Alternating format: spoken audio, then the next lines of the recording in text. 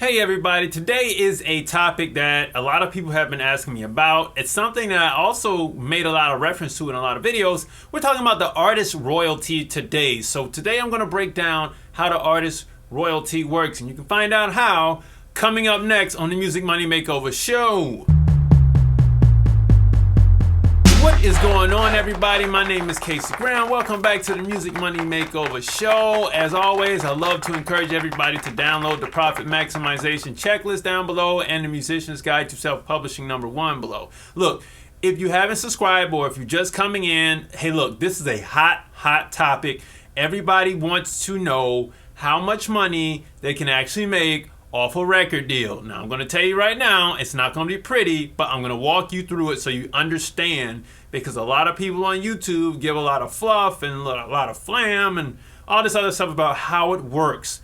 I'm going to give it to you as simple as I can. I'm going to only talk about some of the basic things that come out of this artist royalty and how much you actually will get paid. So, without further ado, let's jump into the topic. Now, today we're talking about this artist royalty. Now, this artist royalty is a royalty that is paid directly to the artist after they have recouped all of the money that they borrowed in order for the record company to produce their master that they wanted to do in their record deal.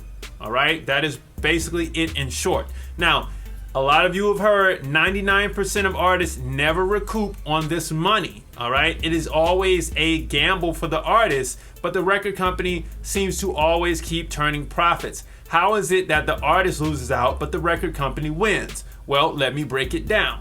We're gonna use 20% as our example deal. Record company takes 80%, and the artist takes 20%, all right? So now that you got that out the way, let's talk about how the artist will pay this back.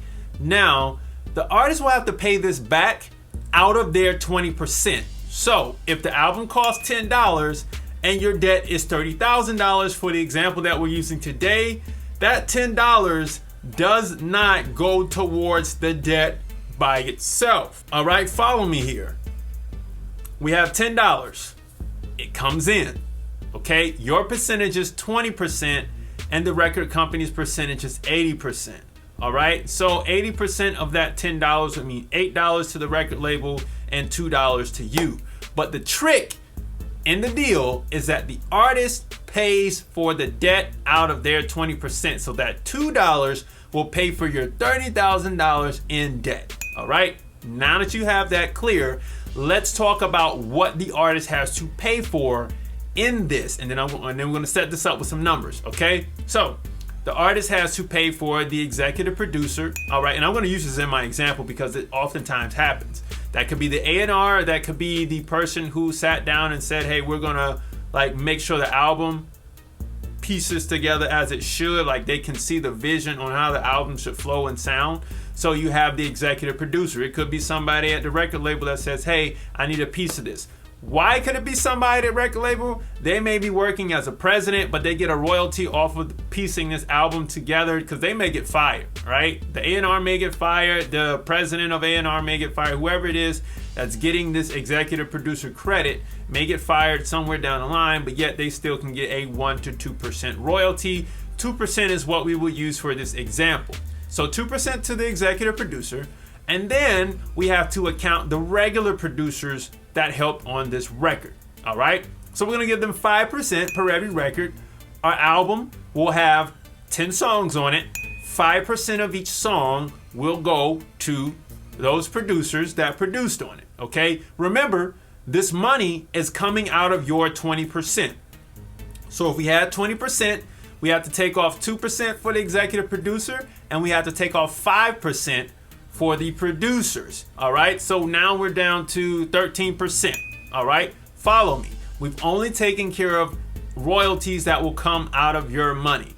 All right, so, and we have one more to get to, but now I want to list the expenses that you incurred to produce this master recording for the record company. Now, we have our production costs of going into the studio. I'm gonna call this production cost #1 of going into the studio, and we're gonna give this a label of I don't know, we're gonna give this production cost $10,000. That's to the producers, that's to go in and record it and paying the engineers and all this stuff like that. All right. Then now we want to give you an advance because, hey, they don't want you working a job while you're doing this stuff. They want you to stay totally focused on doing this, right? Because it's going to be a while before you get some money. So they're going to give you $5,000. This is for my example. All right. This is a small Rand on the corner record label. They're going to give you $5,000 advance. And then after that, you also have to incur marketing budget. So we're going to give you $10,000 as a marketing budget to run your internet promo, your TV, your radio, your music videos, your advertisements, your billboard, magazine placements, whatever. We're a small Rand record label, $10,000 for that. All right, and internet promo, whatever that could be, like influencers and all that stuff, micro influencers, because $10,000 is not a lot of money. All right, and then our last thing is another royalty. This is owed to the songwriters of the songs. This is paid for. This is rather required by the government of this particular country in about 177 countries around the world. This mechanical royalty. Now, this mechanical royalty will equate to, and in this example, we're doing physical albums, by the way, will equate to 9.1 cents per single, but because we have 10 songs on the album, it'll be 91 cents. For all of you advanced people out there, we're not talking about 75% of the statutory rate. We're not talking about caps or none of that. We're talking about just the regular old 0.91 cents per single under 4 minutes. All right, so to keep it simple.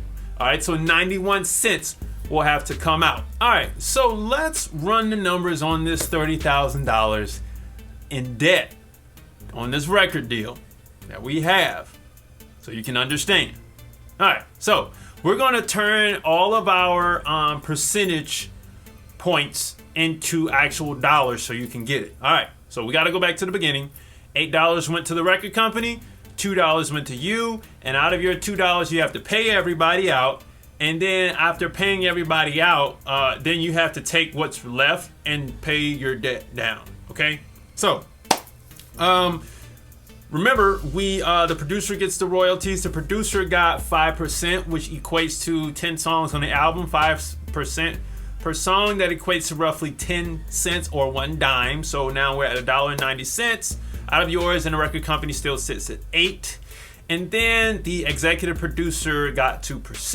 So the executive producer will get roughly 4 pennies on the album. So what are we looking at right now? What do we say? $1.90. We're at $1.86. And then also we have to pay that mechanical royalty back, which for the 10 songs on the album is 91 cents. We have to pay that back as well. So taking away 91 cents from $1.86, we sit at 95 cents. All right, the album costs $10. So your artist royalty now is 95 cents. We take that 95 cents per album sold, and that goes to pay for your $30,000 of debt. So let's run the grand total here. Record company gets $8. The record company will recoup their money in 3,750 albums sold. All right? Not bad for the record company. But then for the artist has to sell 31,579 albums just to pay back the $30,000 in debt. Not a good deal right here. It ain't looking. I mean, come on. This is a very fair deal, right? This deal has been going around for a long time. I mean, we didn't even run up the check. We didn't even run up the bank. We didn't run up the debt. You ain't never getting your masters back after this.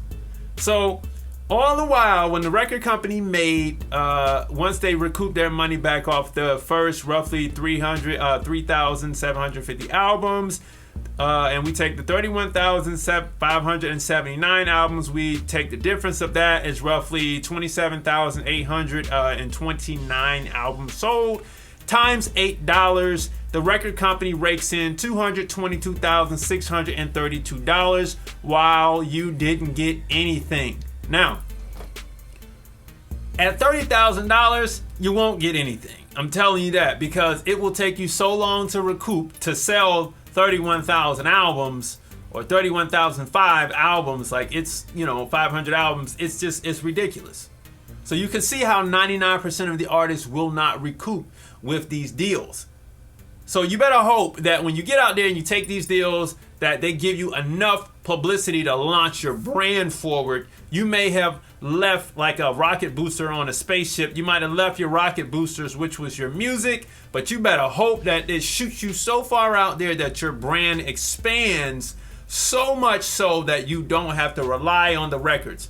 Now, when you get old and gray, you're going to wish that you recouped on that money, and you probably will. It may take you 20 years to recoup it, but like I said, you better hope that the money that you took from the record company launches you into the stratosphere so that you recoup fast enough so that you can actually get 95 cents per album sale. Anyway, that's been today's show. Download the Profit Maximization Checklist below and the Musician's Guide to Self-Publishing #1.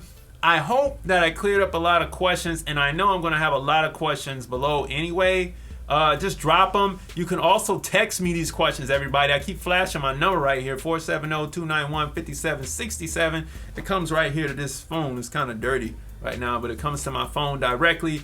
Hey, look, if you're texting me from overseas, it's 10 o'clock at night, man. It's 9 to 5 in the United States. That's when I'm answering calls.